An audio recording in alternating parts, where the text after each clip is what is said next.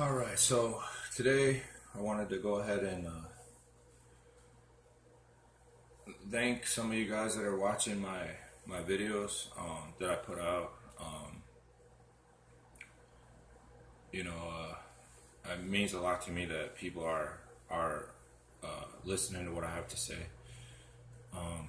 If there's anybody out there, even just one person, like to me, seriously, that would be to me that's an honor. I'm not one of those people that lives a kind of life where I got a nice house and a white picket fence and kids running around in the yard and a dog on the porch and all that. That's not my life. That's never been my life, and it's probably never going to be my life. But I know I'm not the only one out there that feels that way. I'm not the only one out there that lives the kind of life that I live, where it's just every day is literally an adventure. I never know what's coming around the next corner. I never do.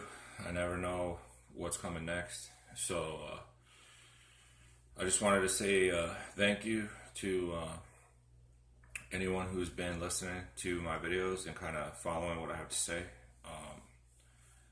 You guys out there who love the Lord too, like I do, you guys aren't alone. Passion for God is something that never dies. Like the Bible talks about how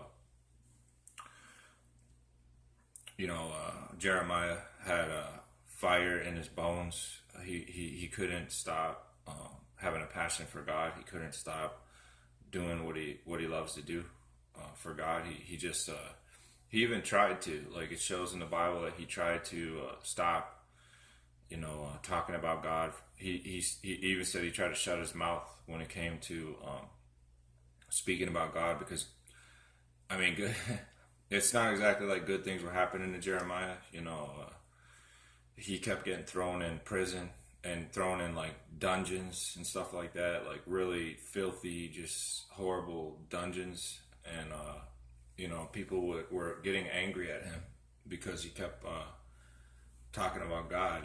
And during that time, God wasn't very popular because while he was a prophet, he wasn't exactly a very popular one. Let's just put it that way. There have been other prophets who were rewarded and stuff, and he did receive rewards too. But for the most part, he had a very hard life. Jeremiah, starving in jails and stuff like that because people just didn't like what he had to say. So the point I'm trying to bring up about that is your passion for God never dies. As a Christian, it will never die. We don't lose our passion for Jesus. We don't lose our passion for God. We don't. It's the only thing that really makes us happy. There really isn't anything else on this earth that will make us as happy as reading the Bible and talking about Jesus. And there's nothing else out there that can compare to that. So once again, I just want to say thank you, and I just want you guys to know that I appreciate you listening to the videos that I make, and hopefully, like I said, I'm making a difference too. And I know that I am either way for myself. Like even if it was just me talking to myself, just talking about God, it's like a therapeutic type of thing. But I know it's deeper than that. I know that other Christians understand, why I like to do what I do, why I like to preach about God. I'm not a preacher, but I like to preach about God, so there's a difference. But it's just something I have a total passion for. But I wanted to go ahead and continue where I left off yesterday, where I said that I was homeless, and that wasn't that long ago. Because see, I was 29 when I moved in with my mom, and I was 33 when I moved out of that nightmare situation, those apartments. And so that brings me up to 33 now. After I had that miracle take place where the lady gave me the burrito, that burrito lasted me for like a little while, obviously, but I got hungry again. And there was and I knew that I had to see. God told me to go north, but I did go north, but then I made a mistake. I didn't stay north. I went north east, and that's not what God told me to do. So I actually ended up going to a very bad area. I walked, like I said, all day and all night to another city. over here in Arizona called Deer Valley, and this place is not the place you want to be homeless at because it's drug ridden. There's drugs everywhere. There's people doing drugs constantly. I've seen that area. It's just got a lot of bad things going on. It's got a very dark energy to it, and I had known that before, but for some reason I had forgotten it because I had actually lived out in that area about 7 years before that, close to that area, and I used to go there all the time, and I had forgotten just how bad of a drug problem was actually out there. So I ended up walking, thinking that that was the best place for me to go all day and all night, like I said.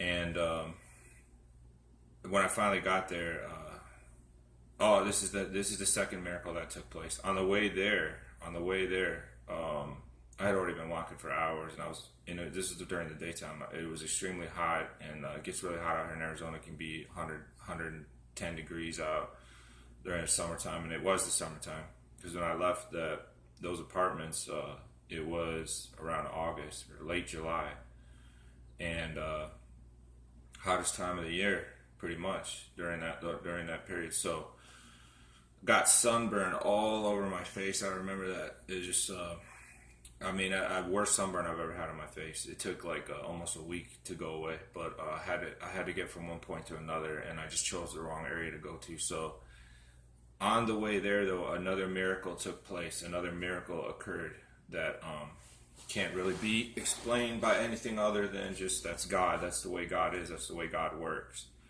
He works through miracles, things that can't be explained, and he works through people. So we'll get into that here in the next video, exactly what happened. But it was a miracle, and it was just another way to increase my faith, because that's what God does with his miracles. He increases faith.